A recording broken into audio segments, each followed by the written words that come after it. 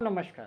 Nexon news के खास bulletin में आपका स्वागत है। दोस्तों, आज देश भर में जिस चीज़ की चर्चा चल रही है वो है नीट एग्ज़ाम में हुई धांधली और नेशनल टेस्टिंग एजेंसी की जो कुप्रबंधन है उसको लेकर पूरे देश में उबाल आ गया है।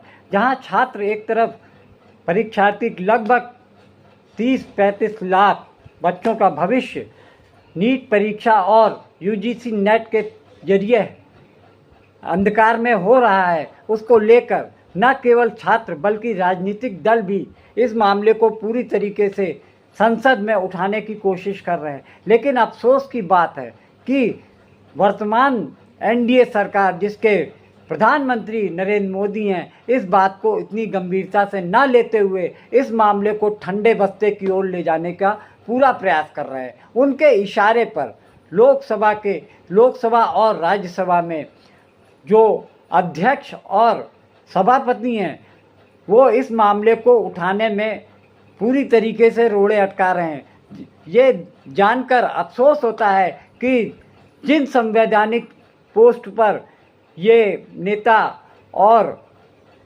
भाजपा के नेता के रूप में अध्यक्ष और सभापति के दायित्वों का निर्वहन न करते हुए एक नेता के रूप में पेश सबके सामने नजर आ रहे हैं। जब भी कांग्रेस का अध्यक्ष मल्लिकार्जुन खड़गे और नेता प्रतिपक्ष राहुल गांधी अपनी बात को रखने के लिए जैसे ही सदनों में खड़े होते हैं कि उनके माइक बंद कर दिए जाते हैं। इस बात को लेकर कई बार पिछले सत्र में भी देखा गया कि जिस तरीके से ओम बिरला ने लगभग 100 सांसदों को, विपक्षी दलों के सांसदों को सस्पेंड कर दिया था, वो एक इतिहास में एक ऐसा बदनुमा दाग बनकर हमेशा के लिए दर्ज हो गया, जिससे कि पूरे ऐतिहासिक राजनीति के ऐतिहासिक काल में वो गिना जाएगा कि पिछले 10 साल में जितने भी लोग संवैधानिक पदों पर बैठे रहे, उन्होंने अपनी सत्ता दल और पार्टी को मजबूत करने और उनके बचाव में ऐसे कर्मकांड किए जिससे कि लोकसभा और राज्यसभा का इतिहास धूमिल हुआ, उनकी गरिमा को काफ़ी चोट पहुंची। इस तरीके से आप देखिए कि एक संवैधानिक पद पर बैठे हुए सभापति और अध्यक्ष किस तरीके से भाजपा सरकार और पार्टी को सेफ करने में लगे रहते हैं। उनके लिए संवैधानिक पद की कोई प्रतिष्ठा नहीं, उनके लिए सबसे बड़ी चीज़ है कि वो अपनी पार्टी के प्रति निष्ठावान है, अपने सरकार के प्रति निष्ठावान है, जिनकी मदद से जिनकी रहमो करम पर वो लोकसभा स्पीकर और राज्यसभा के सभापति बने। उनके लिए पार्टी प्रथम है, देश का संविधान उनके लिए कोई मायने नहीं रखता। संविधान की धज्जियां उड़ाने में वो भाजपा और सरकार के साथ में मिलकर खड़े रहते हैं। राज्यसभा और लोकसभा में जिस तरीके से जगदीप धनखड़ और ओम बिरला विपक्ष के सीनियर सांसदों के साथ व्यवहार कर रहे हैं, उसको देखकर अफसोस होता है कि संविधान की नज़र में सब बराबर होते हैं, लेकिन उनका फोकस केवल सत्ता की ओर होता है और सत्ता से जुड़े हुए लोगों को। जिस तरीके से ओम बिरला ने 5 बार के सांसद, कांग्रेस के सांसद दीपेंद्र हुड्डा को बुरी तरीके से बिहेव किया, उनको इस तरीके से ट्रीट किया जैसे कि वो बहुत जूनियर सांसद हैं, जबकि खुद वो 3 ही बार के सांसद हैं। लेकिन सत्ता के प्रभाव में, सत्ता के अहंकार में वो किसी भी नेता के बारे में कुछ भी बोल सकते हैं। ठीक वही ऐसा ही बर्ताव राज्यसभा में जगदीप धनखड़ ने कांग्रेस और इंडिया गठबंधन के नेताओं और सांसदों के बारे में ऐसी गलत टिप्पणी की। उन्होंने कहा कि विपक्ष सबसे बड़ा दागी ग्रुप है, जो कि इतिहास में पहली बार ऐसा हुआ कि वो वेल में आकर प्रदर्शन कर रहे हैं, उसमें कांग्रेस अध्यक्ष मल्लिकार्जुन खड़गे भी हैं।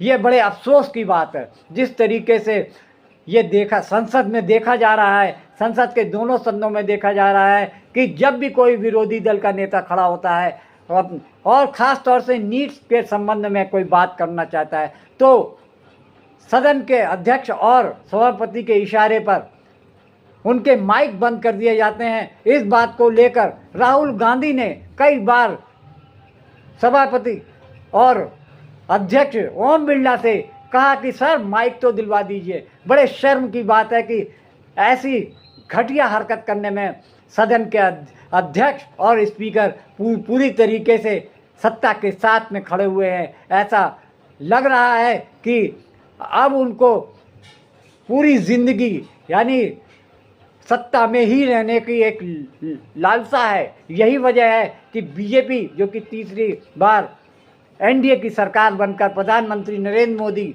ये साबित कर रहे हैं कि भविष्य में अब कोई भी सरकार उनकी जाने वाली नहीं है।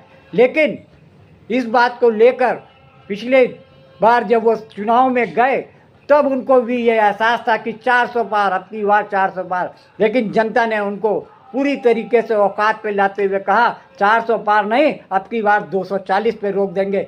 लेकिन देश के कुछ गद्दार नेता जो कि धन दौलत और सत्ता के लालची हैं, उन्होंने अपने चरित्र को बेचकर भाजपा सरकार यानी नरेंद्र मोदी के समर्थन में देकर पूरे देश के ऊपर एक और इमरजेंसी लाने का प्रयास किया है। दोस्तों, इन सब चीज़ों के साथ आज का वीडियो यहीं तक। आपसे विशेष अनुरोध है कि आप मेरे वीडियो को अभी तक अगर सब्सक्राइब नहीं किया है तो सब्सक्राइब करके निष्पक्ष पत्रकारिता को सहयोग करें। नमस्कार। मैं आपको पूर्व में बता चुका हूं कि आप विषय राष्ट्रपति भाषण में रखें। अभी आपका नहीं सर, कोई हम रिकॉर्ड में नहीं जाएगा, इसलिए मेरा आग्रह है उनको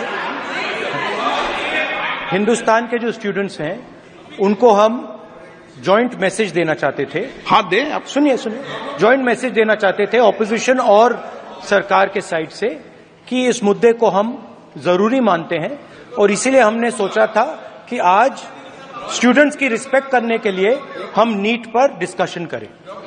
ठीक है, आप डेडिकेटेड डिस्कशन। अब बात यह है कि दो फोर्सेस हैं, एक तरफ नहीं माने प्लीज। ओके, सभा पटल पर रखे जाने वाले पत्र आइटम नंबर 3 श्री अर्जुन मेघवाल जी। धन्यवाद अध्यक्ष जी। मैं आपकी अनुमति से आज की संशोधित कार्यसूची के क्रम संख्या 3 पर अंकित दस्तावेज जो डॉक्टर जितेंद्र सिंह जी के नाम के आगे उल्लेखित है, आपकी अनुमति से सदन के पटल पर रखता हूं। मान्य सदस्यगण, आपको पर्याप्त समय, पर्याप्त अवसर, आप पूरा समय राष्ट्रपति अभिभाषण पर हर विषय में बोल सकते हैं। 2 मिनट नहीं, मैं आपको पूरा समय दूंगा। 2 मिनट का विषय नहीं है, आप पूरा मेंशन करो, पूरा विषय रखो, मुझे कोई आपत्ति नहीं, ऐसा नहीं। एक व्यवस्था है, आप वरिष्ठ नेता हैं, आपको पूरा समय, पूरा वक्त देंगे। मैं फिर आग्रह कर रहा हूं, माननीय सदस्यगण, हर विषय, हर मुद्दे पर राष्ट्रपति अभिभाषण पर आप चर्चा कर सकते हैं और सरकार से भी अपेक्षा करूंगा कि आपके उठाए गए मुद्दों पर सरकार जवाब देगी। माननीय आइटम नंबर 4 आज स्टूडेंट्स बहुत परेशान है। नीट का एग्जामिनेशन बार 7 साल में 70 बार पेपर लीक होता है। I do not तो क्या है 7 साल में nothing will go on record. 70? I am not getting no. Leader of the opposition is expected to confine to the issue. No, sir, sorry, sir. Sorry, please, sir. Sir, बैठिए. Please. Take your seat. Take your seat. Nothing will go on record. Dr. Jitendra Singh. पक्षता इस महान पद की महान जिम्मेदारी है। आप लोकतांत्रिक न्याय के मुख्य न्यायाधीश की तरह बैठे हैं।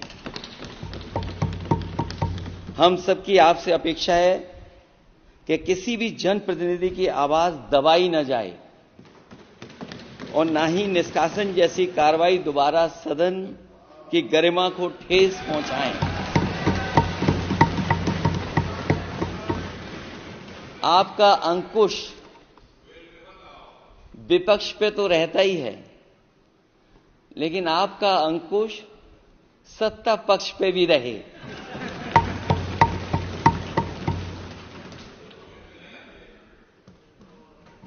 अध्यक्ष महोदय, आपके इशारे पर सदन चले, इसका उल्टा न हो।